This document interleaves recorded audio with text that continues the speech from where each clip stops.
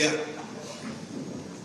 terima kasih rekan-rekan media yang sudah hadir di DPP Partai. Assalamualaikum warahmatullahi wabarakatuh. Salam sejahtera buat kita semuanya. Om Swastiastu, Namo Buddhaya, Salam Kebajikan, Rahayu. Sebelumnya marilah kita berikan salam persatuan kita. Merdeka! Merdeka! Merdeka! Merdeka! Merdeka!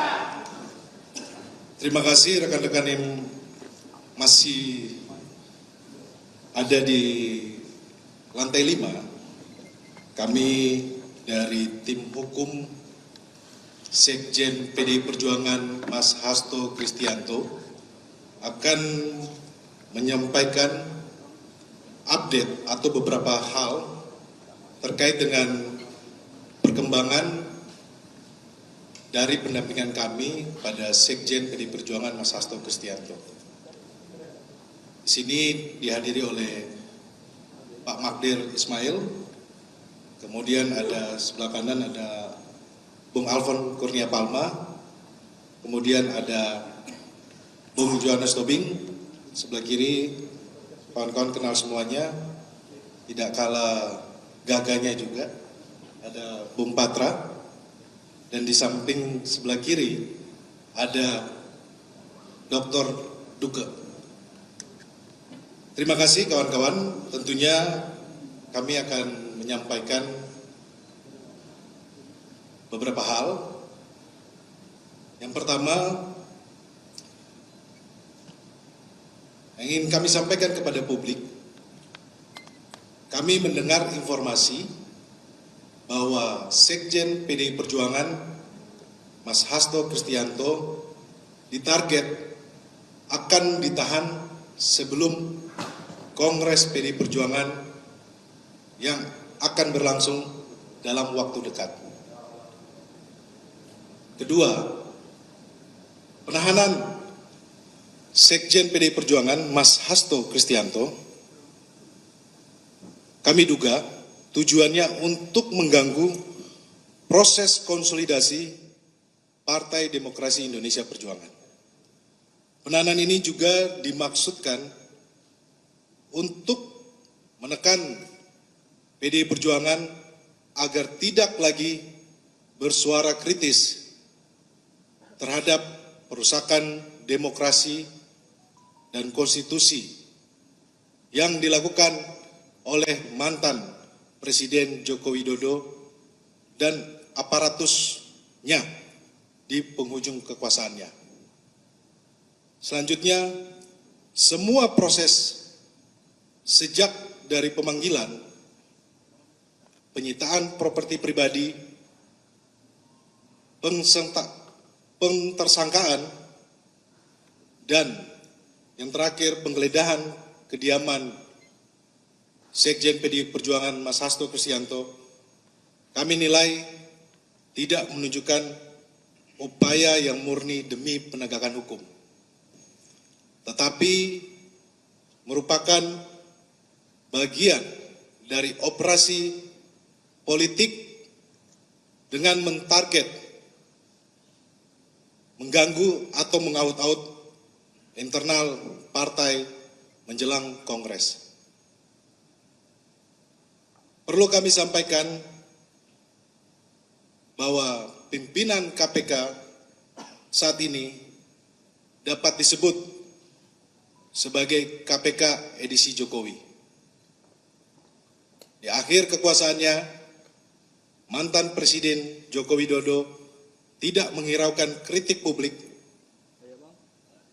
baik dari ex-komisioner, ex-penyidik, kalangan akademisi, media, dan masyarakat sipil lainnya agar menghentikan proses seleksi dan menyerahkannya kepada pemerintahan Presiden Prabowo yang pada saat itu tinggal menunggu sedikit waktu lagi untuk dilantik. Kemudian sehari setelah dilantik, KPK edisi Jokowi langsung bekerja menjalankan agenda yang kami menduga mengkriminalisasi dalam bentuk pemidanaan yang dipaksakan terhadap PDI Perjuangan melalui Sekjen Mas Hasto Kristianto karena bersuara kritis terhadap demokrasi yang dilakukan oleh Jokowi. KPK yang kami sebut edisi Jokowi ini tidak menggubris dan menindaklanjuti banyaknya laporan masyarakat sipil terhadap dugaan pencucian uang, penyeludupan nikel mentah, skandal izin tambang Blok Medan yang diduga melibatkan Bobi Nasution dan keluarga Jokowi lainnya. Selanjutnya kami menyerukan kepada semua kader, simpatisan, keluarga besar PDI Perjuangan tetap solid di bawah kepemimpinan Ketua Umum Ibu Megawati Soekarno Putri dan tidak terprovokasi oleh pihak-pihak yang hendak mengaut-aut partai. Kami tutup, PDI Perjuangan akan terus mengikuti dan menghormati proses hukum dengan tetap mengikuti aturan atau hukum acara pidana yang ada.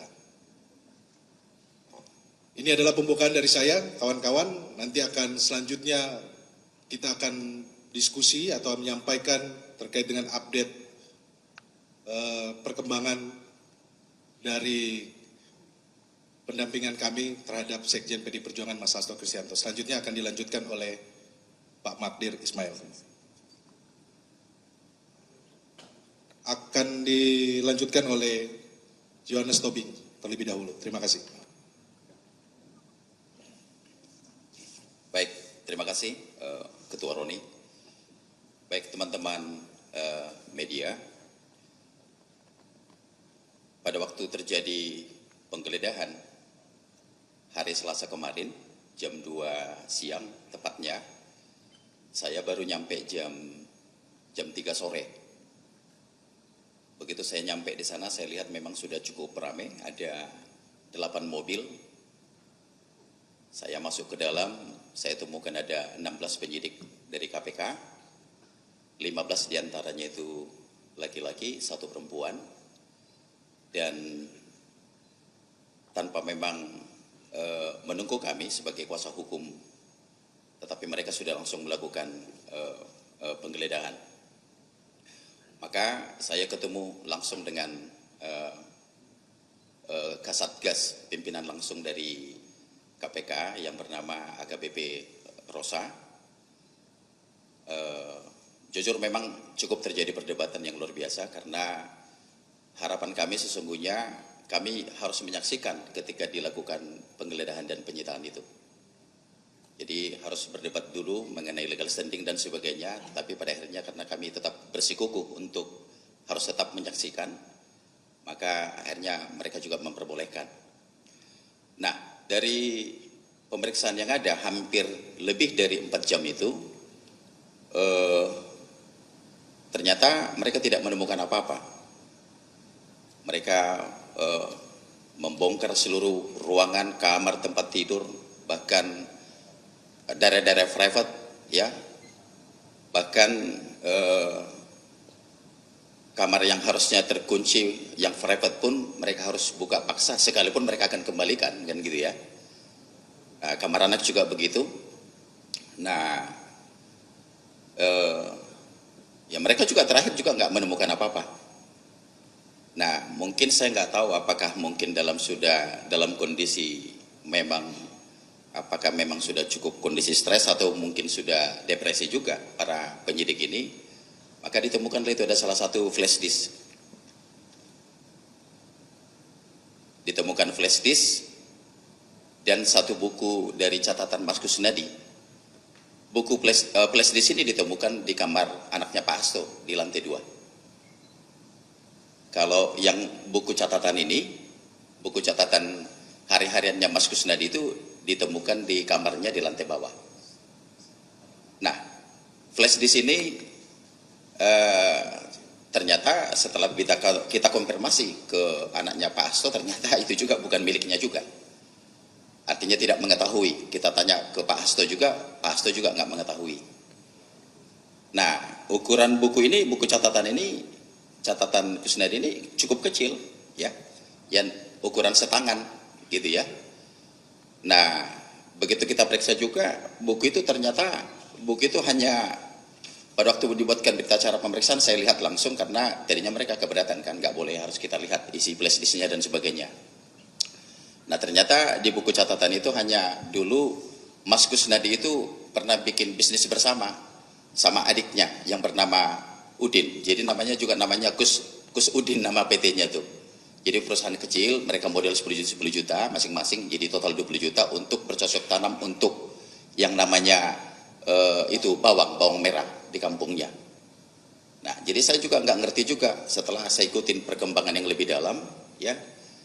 Mereka datang 16 orang, sebegitunya mereka untuk bekerja dengan masifnya, belum dengan penjagaan yang ketat, pakai seragam dari anggota kepolisian, pakai laras panjang. Ya, ini saya kira memang sangat over lah, berlebihan. Nah, yang bikin saya jadi keki untuk teman-teman media, yang bikin lucu nih, ya. Jadi dari penyidik KPK ini rupanya sudah menyiapkan berapa banyak cover gitu. Saya lihat sendiri dengan mata kepala waktu dimasukkan ke mobil Innova itu ada 4 koper tuh. Satu koper biru yang besar itu ternyata katanya untuk menyimpan yang 2 alat bukti yang mereka sita itu.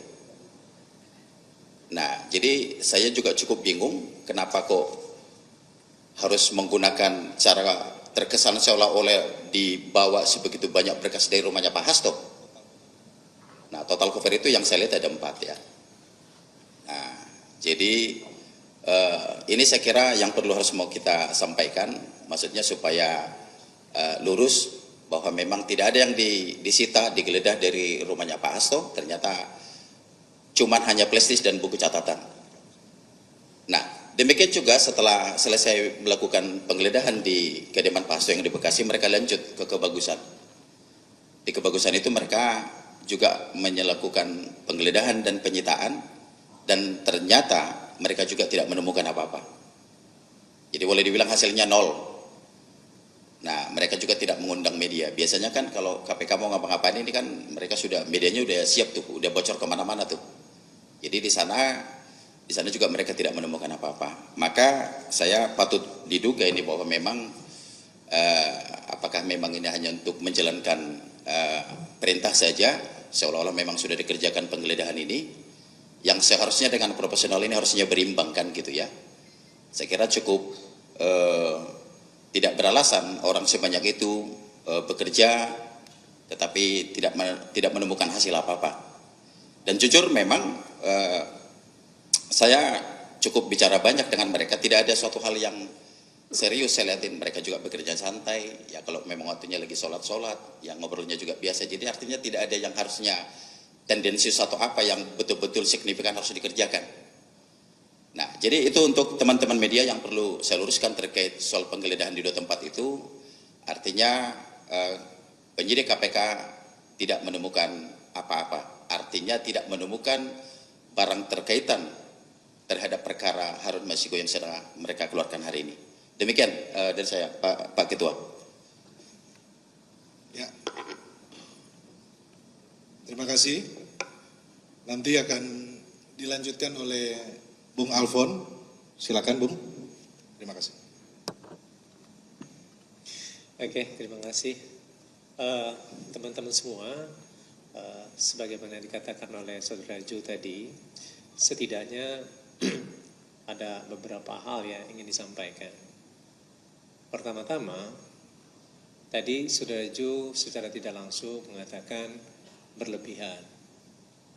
Nah, dalam konteks itu sebenarnya kita bisa melihat bahwa ada namanya extra excessive force gitu. Jadi penggunaan kekuatan yang berlebihan gitu. Yang seharusnya itu dilakukan secara proper dan proporsional. Nah, kalau pada saat ini tidak ada hambatannya begitu besar, kenapa diperlukan kekuatan-kekuatan yang relatif besar, bahkan mempergunakan laras panjang tadi sebenarnya. Itu satu soal. Dan kemudian yang kedua, ini terkait dengan pada awal-awal kami mengatakan bahwa ada dugaan pemidanaan yang dipaksakan. Kenapa kami katakan demikian? Karena ini terkait dengan dua alat bukti yang cukup dan sah. Nah, dalam konteks itu sebenarnya kita melihat bahwa sebelumnya itu sudah ada perkara nomor 28 tahun 2020. Di mana di dalam perkara tersebut itu sudah ingkrah. Dan kemudian yang namanya saksi-saksi yang ada di situ itu dengan sprindik terdahulu sudah tutup. Dalam artian itu sudah tidak bisa dipergunakan sprindiknya gitu. Nah, kemudian kami juga melihat ada realitas ketika Mas Hasto itu dipanggil. Pada saat itu bukan Mas Hasto yang diperiksa, walaupun ada pemeriksaan secara singkat waktu itu, tetapi Kusnadi yang diperiksa dan kemudian melakukan penyitaan yang tidak berdasarkan hukum ketika itu. Gitu. Nah, ya adanya semacam penjebakan itu. Nah, artinya kami menilai dan mempertanyakan apakah memang benar KPK memiliki dua alat bukti yang cukup dan sah gitu ya, sehingga menetapkan Mas Hasto itu sebagai seorang tersangka gitu. Nah, ketika itu kita menduga memang terjadinya pemidanaan yang dipaksakan. Nah, baru-baru ini mungkin teman-teman juga mengetahui gitu ya, bahwa ada juga pemanggilan-pemanggilan lagi gitu kepada saksi-saksi yang ada dalam perkara 28 tahun 2020 tersebut. Gitu. Nah, artinya kalau misalnya ini dipergunakan, apakah memang betul sudah ada dua alat bukti yang sah di situ? Ini menjadi suatu pertanyaan mendasar loh. Karena dalam penetapan seseorang menjadi tersangka itu harus didasari dua alat bukti yang cukup dan sah. Nah, kenapa pertanyaannya KPK memanggil lagi gitu ya? Untuk apa? Ya saksi-saksi. Untuk apa? Apakah sebelumnya tidak cukup? Kalau berdasarkan dari putusan nomor 28 tahun 2020 tersebut itu. Jadi hipotesisnya adalah, hipotesisnya ya, bisa jadi salah kami itu ya. Pada saat Mas Hasto ditetapkan tersangka, itu tidak memiliki dua alat bukti yang cukup. Gitu. Nah, langkah-langkah seperti ini itu sebenarnya ada prinsip ada rules namanya, atau namanya exclusionary rules atau rules pengecualian. Rules ini menyatakan bahwa apabila ada langkah-langkah dari seorang penyidik yang dilakukan tidak berdasarkan hukum, itu tidak bisa dipergunakan. Tidak bisa dipergunakan. Itu dinamakan sebagai malicious prosecution. Atau dengan kata lain dikatakan sebagai penyidikan yang tidak baik gitu. Nah, jadi pada saat ini kita ingin mempertanyakan apakah memang benar pada saat ini sudah ada dua alat bukti yang sah atau tidak gitu. Apabila tidak, ya ini memang menjadi sangat meragukan itu. Jadi di dalam hukum pidana itu harus ditemukan suatu bukti yang sangat prima atau prima facie gitu ya.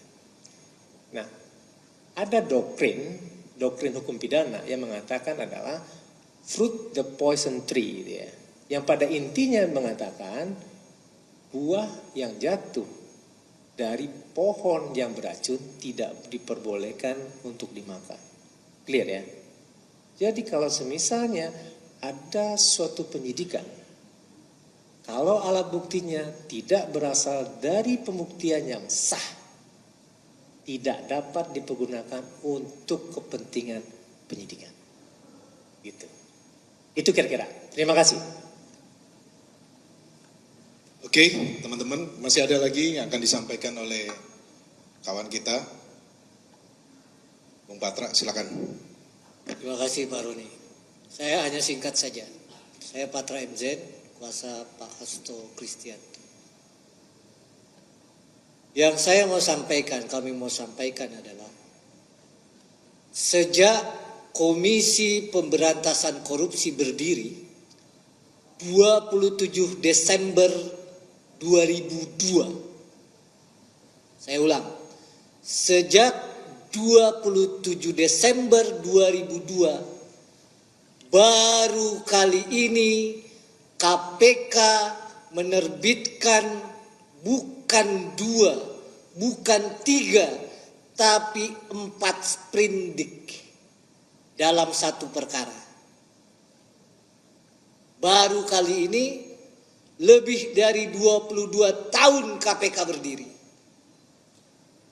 Oleh karenanya, kalau ditanya, tentu di KPK sendiri ini pasti tidak bulat ini penyidiknya. Gak akan sepakat. Ya. Pasti ada tentu penyidik yang masih baik tuh di KPK. Sprindik pertama 9 Januari 2020. Sprindik kedua 5 Mei 2023. Sprindik ke-3 dan 4 23 Desember. Apa artinya penerbitan sprindik, surat perintah penyidikan? Apa konsekuensinya? Konsekuensinya ketika diterbitkan sprindik anggaran, Pak. Biaya, Bu. Maka kalau kita tarik sejak penetapan tersangka Harun Masiku Januari 2020, boleh masyarakat pertanyakan berapa sudah anggaran yang dimakan, ditelan, digunakan oleh KPK. Belum lagi termasuk katanya operasi pencarian Harun Masiku, baik di dalam negeri maupun di luar negeri. Kalau saya, Pak Hasto, bukan Sekjen Partai Demokrasi Indonesia Perjuangan, saya kira masyarakat sepakat tidak akan sampai begini. Maka dugaan kriminalisasi, dugaan yang namanya pemaksaan, dugaan order valid. Tidak boleh juga kita melarang masyarakat menduga seperti itu. Yang pertama, 4 sprindik. Yang ketiga, biaya. Yang 4, putusan pengadilan sudah menyatakan ada 4 orang bertemu di Grand Hyatt menyatakan bahwa uang itu uang Harun Masiku. Di halaman 160 dan 167. Kalau saya penyidik, stop. Kenapa? Karena dalam 2 persidangan dipanggil saksi-saksi di bawah sumpah. Sudah ditanya, uang ini punya siapa? Harun Masiku. Apalagi yang mau dicari? Oleh karenanya, di dalam hukum itu ada yang disebut dengan analisis ekonomi dalam hukum pidana. Sudah diterapkan di negara maju. Sudah diterapkan di Amerika, di negara-negara maju.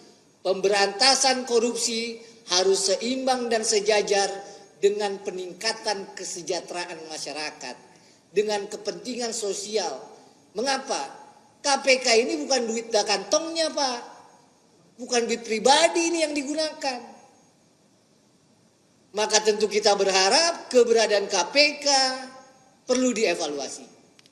Terlebih pada prinsip dasarnya KPK ini semestinya ditunjuk dan dibentuk di era Presiden Prabowo. Itu saja yang saya mau sampaikan. Ya, saya berharap masih ada penyidik-penyidik KPK yang baik. Ya, karena ada juga kita tahu bahwa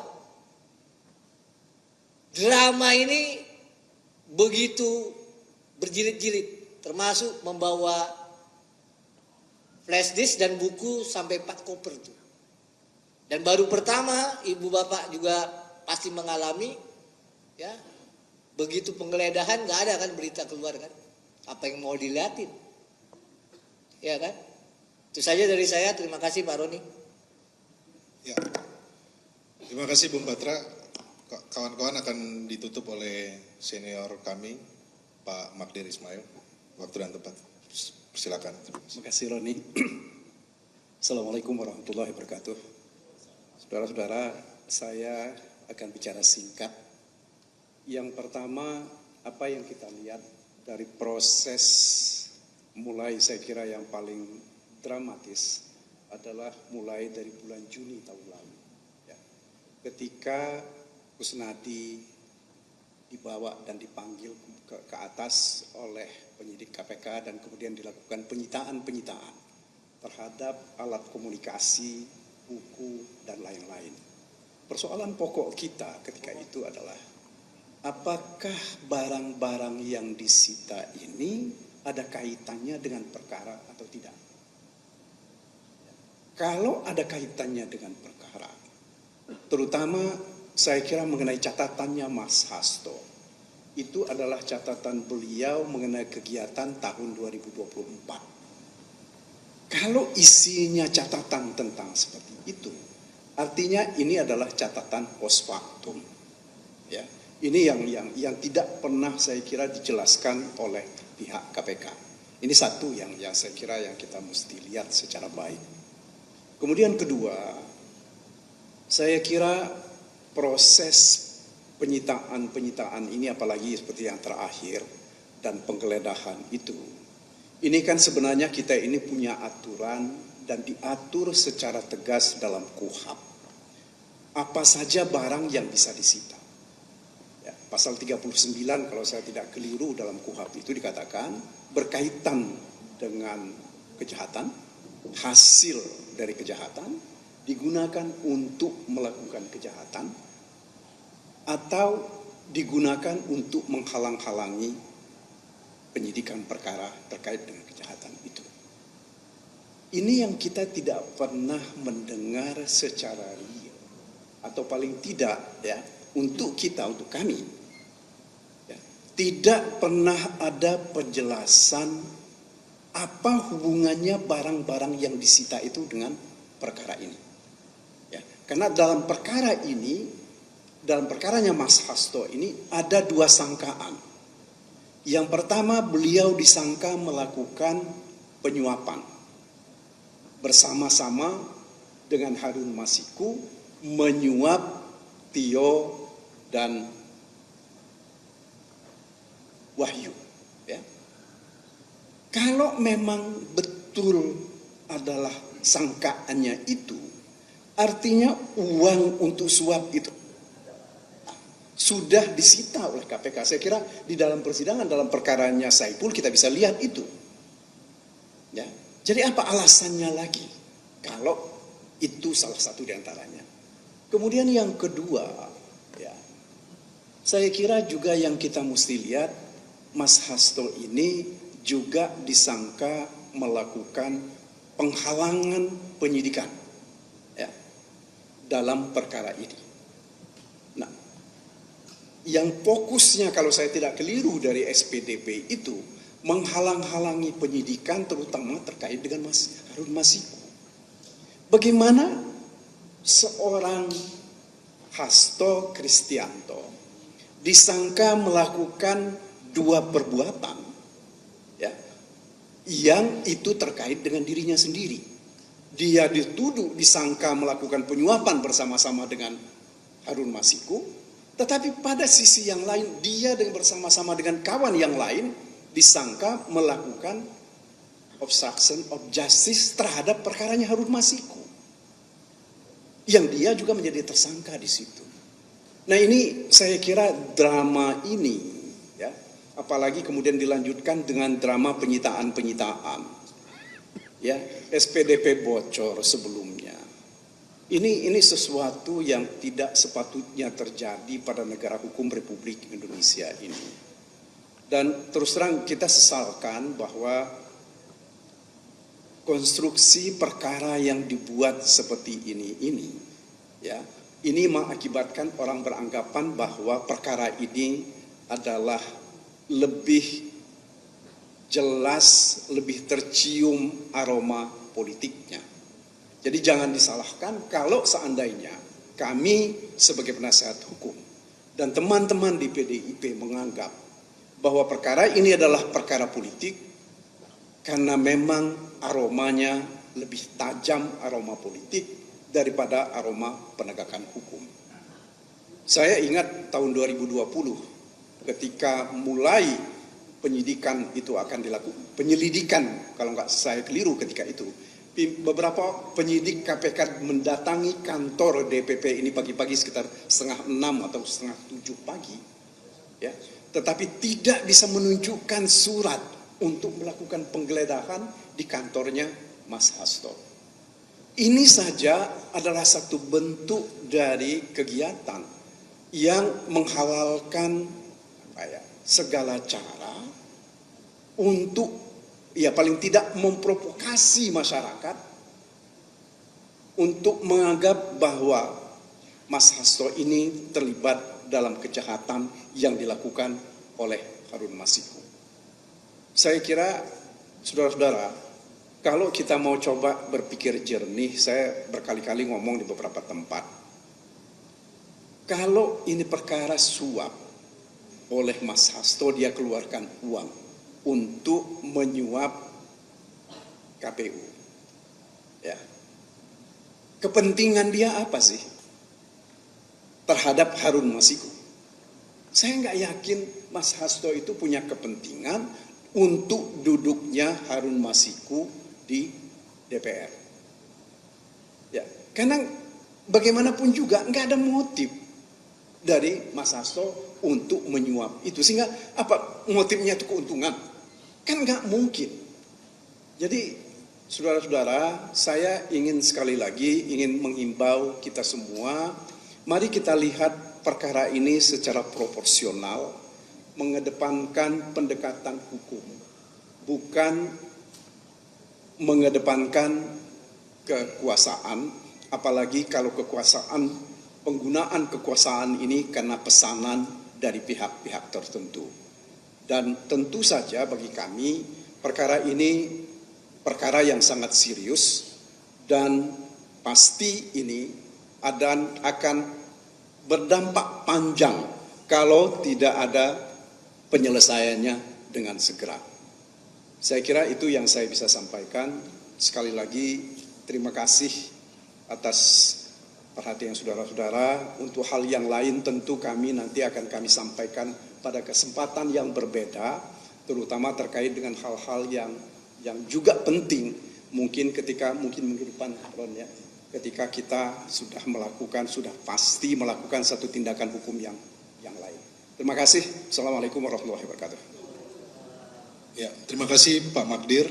Jadi kawan-kawan, sebenarnya yang kita melihat keanehan atau keganjilan terhadap proses Sekjen PD Perjuangan Mas Hasto Kristianto yang dilakukan oleh KPK, yang kami lihat kami amati dari kemarin ya, ada panggilan ya terhadap mantan penyidik.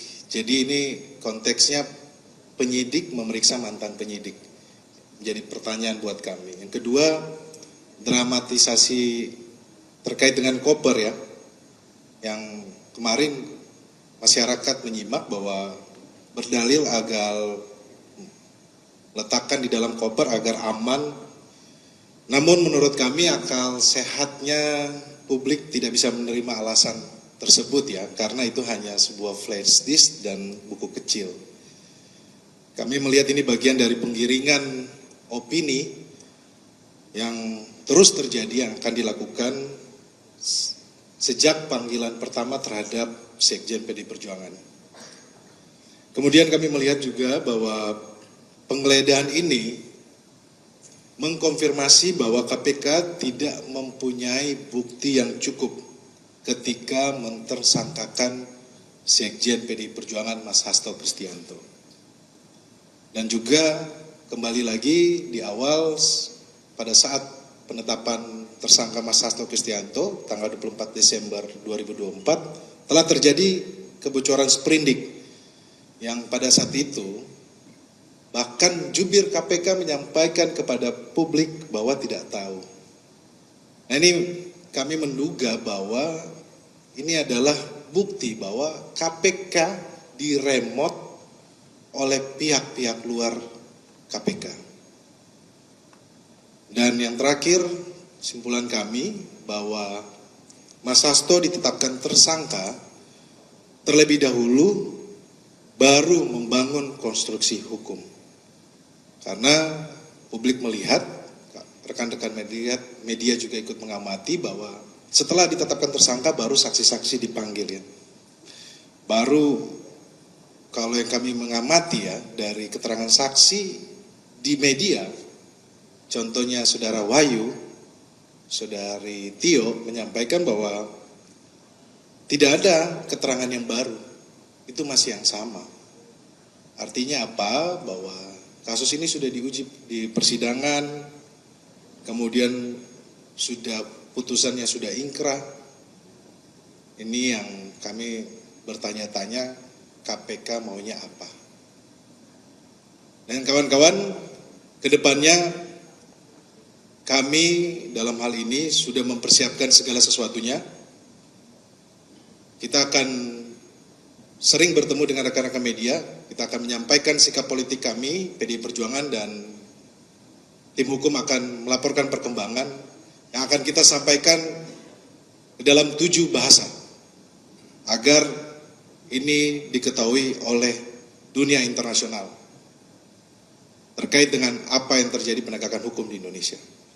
Dan Mas Hasto Kristianto secara pribadi sudah menyampaikan kepada saya, apabila nanti akan menghadapi persidangan, pledoinya akan ditulis dalam 7 bahasa.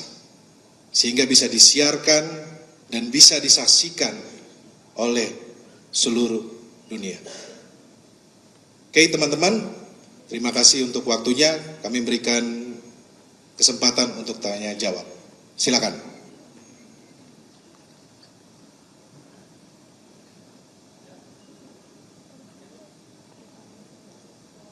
Terima kasih Bang Roni, Pak Magdir, Bang Alfon, Bang Jo, dan Bang Patra.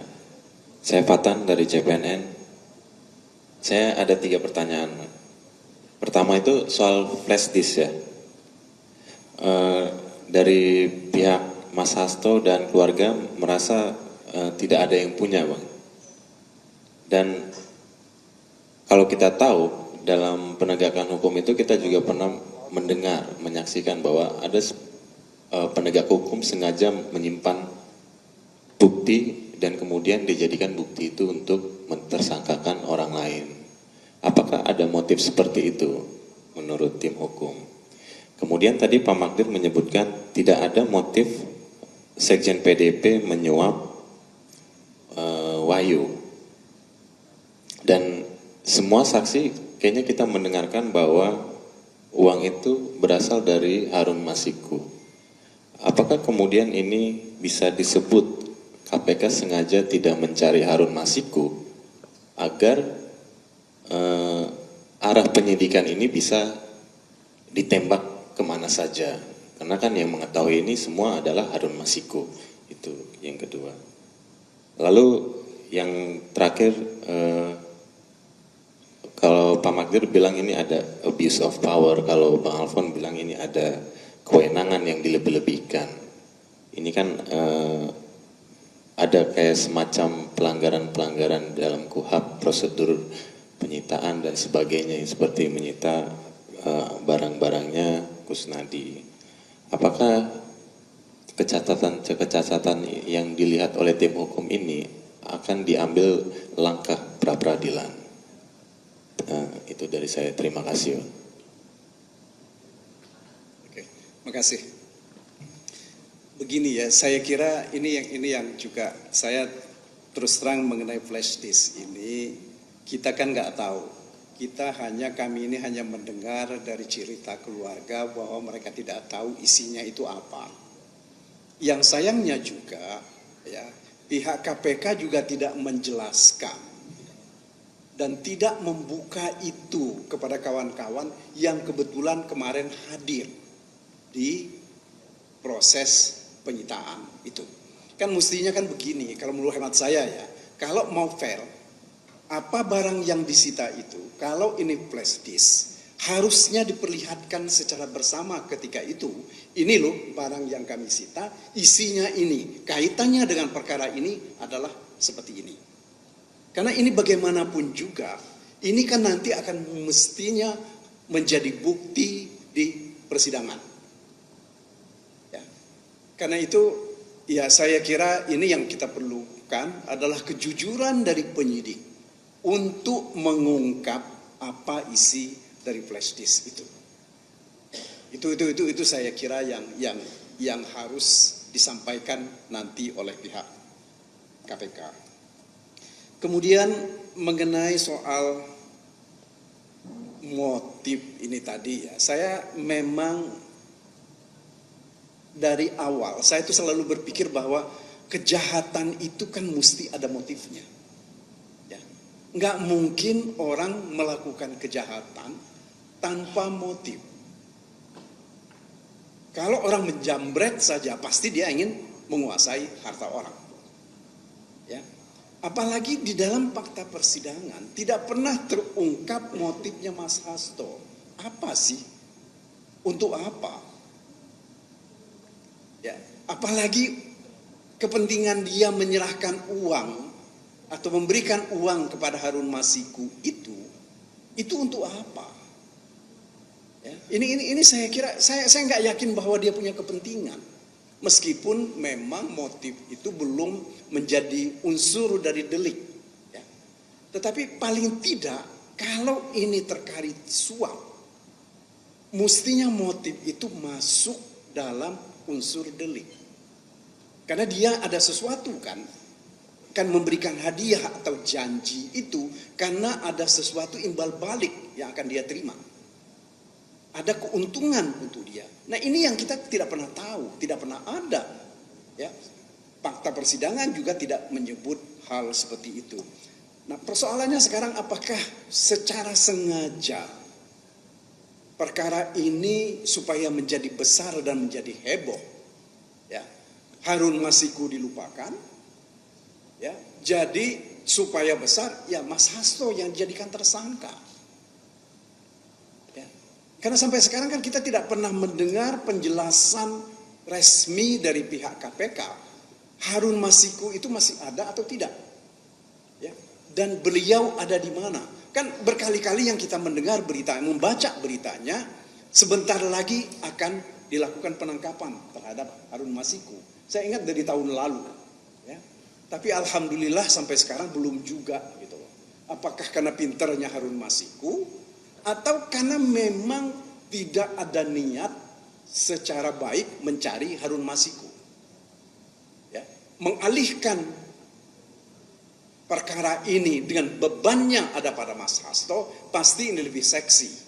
Ya, karena bagaimanapun juga ini terkait dengan kedudukan beliau sebagai sekjen partai pemenang pemilu. Apalagi kalau misalnya ada pihak-pihak tertentu yang ingin mengambil alih partai ini. Kan paling mudah itu untuk mereka dorong adalah mengatakan bahwa partai ini dikemudikan oleh orang yang melakukan kejahatan. Nah ini yang harus kita lihat betul secara baik. Ya. Atau ini cuma pengalihan isu karena ya kita nggak tahu ya isu yang berkembang sekarang ini sebenarnya apa. Selamat datang Erna. Jadi itu yang saya kira yang kedua yang saya ingin sampaikan. Kemudian yang ketiga tentang abuse of power. Ini saya kira saya kritik KPK terhadap abuse of power ini. Saya nggak tahu sejak 2007-2006an saya sudah melakukan kritik-kritik terhadap KPK tentang abuse of power ini. Kenapa? Karena seharusnya mereka tidak berpedoman sepenuhnya kepada SOP yang mereka buat. Seharusnya pedoman mereka itu adalah KUHP. Akan tetapi KUHP itu sekarang mereka terjemahkan dengan SOP yang cukup banyak melanggar atau paling tidak sesuai dengan aturan baku yang sudah ditetapkan dalam KUHP. Misalnya salah satu contoh seperti saya sampaikan tadi, barang yang disita itu harus ada kaitannya dengan kejahatan. Nah, barang itu sudah disita kok. Ya kan? Apalagi yang mau dicari? Kecuali kalau misalnya dari kemarin, dari persidangan yang lalu, ada sejumlah uang yang masih disimpan di tempat-tempat tertentu untuk menyuap Wahyu. Tapi kan ini kan tidak pernah ada. Ya, jadi saya kira itu salah satu bentuk apa yang kita sebut tadi sebagai abuse of power yang dilakukan oleh penyidik. Satu hal lagi saya kira seperti disampaikan oleh Roni tadi, ada berita bahwa penyidik memanggil mantan-mantan penyidik. Ini bukan hanya tidak objektif, ini tidak boleh mereka lakukan. Sebab keterangan dari mantan penyidik ini adalah apa yang kita sebut dengan keterangan de auditu. Keterangan katanya. Karena dia bukan pihak yang menyaksikan perbuatan pidana itu. Kan yang harusnya menjadi saksi itu adalah orang yang mengetahui secara persis terjadinya perbuatan pidana. Bukan orang yang mendengar cerita. Kalau orang mendengar cerita, berarti cerita itu tidak ada nilai pembuktiannya. Nah, apalagi saudara-saudara, yang pokok sebenarnya yang kita tidak pernah dengar, bukti permulaan yang mereka punya sebagai delik inti dari suap, itu kita tidak pernah tahu. Kalau dari proses persidangan perkaranya Saiful misalnya yang terkait langsung dengan Mas Hasto, ya, kan mestinya bukti permulaan yang cukup itu adalah uang berasal dari Mas Hasto. Tetapi di dalam perkara ini kan tidak pernah ada. Nah, jadi bagaimana mau dikatakan ada suap bersama-sama oleh Mas Hasto menyuap Wahyu Setiawan? Saya kira itu kira-kira yang bisa saya jelaskan. Terima kasih, Ron. Oke, kawan-kawan, saya pikir sudah cukup ya. Terkait dengan pra-peradilan nanti kita akan sampaikan. Karena ada beberapa agenda hukum yang kita akan lakukan. Kita akan sering-sering ketemu kawan-kawan media. Nanti pertemuan berikut kita menggunakan 7 bahasa. Ya, jadi setiap langkah hukum yang akan kita ambil, kita akan menggunakan 7 bahasa, akan disiarkan di Belanda, Jerman, Prancis, China, dan supaya bahwa ini adalah peristiwa politik. Terima kasih untuk waktunya. Ada lagi? Apa? Izin, ini untuk konfirmasi saja Bang, ini terkait dengan saksi-saksi yang sudah dipanggil sejak penetapan tersangka Mas Hasto kemarin tanggal 24. Dari saksi-saksi yang sudah dipanggil KPK, kami ingin mengonfirmasi apakah benar ada semacam intimidasi ataupun tekanan yang diberikan kepada para saksi-saksi yang sudah hadir di KPK terkait dengan politisasi kasus hukum yang untuk menahan Mas Hasto dalam hal ini. Terima kasih. Ya, terima kasih. Kami mendapatkan informasi bahwa ada saksi yang memang dibujuk terus dipaksa untuk menyampaikan keterangannya, dugaan keterangannya untuk mengkaitkan Sekjen PD Perjuangan Mas Hasto Kristianto. Padahal saksi-saksi ini sudah pernah diuji kesaksiannya di persidangan. Ini nanti akan kita sampaikan berikutnya. Tentunya kita akan mengambil langkah hukum. Ini adalah negara hukum, kawan-kawan, bukan negara kekuasaan. Tentunya kami dari tim hukum akan mengambil tindakan hukum. Ada lagi? Ya. Izin Pak, jadi kan kemarin dari mantan penyidik KPK menyebutkan bahwa dari mantan penyidik yang menyebutkan bahwa mantan ketua KPK Firly Bahuri berusaha untuk menghalangi penggeledahan rumah Hasto dan juga kantor DPP. Nah, mungkin konfirmasi juga kepada PDIP, apakah ada arahan atau bagaimana seperti itu? Saya pikir itu sudah terungkap di persidangan ya kawan-kawan. Pada saat mau melakukan penggeledahan tidak ada surat lengkap ya.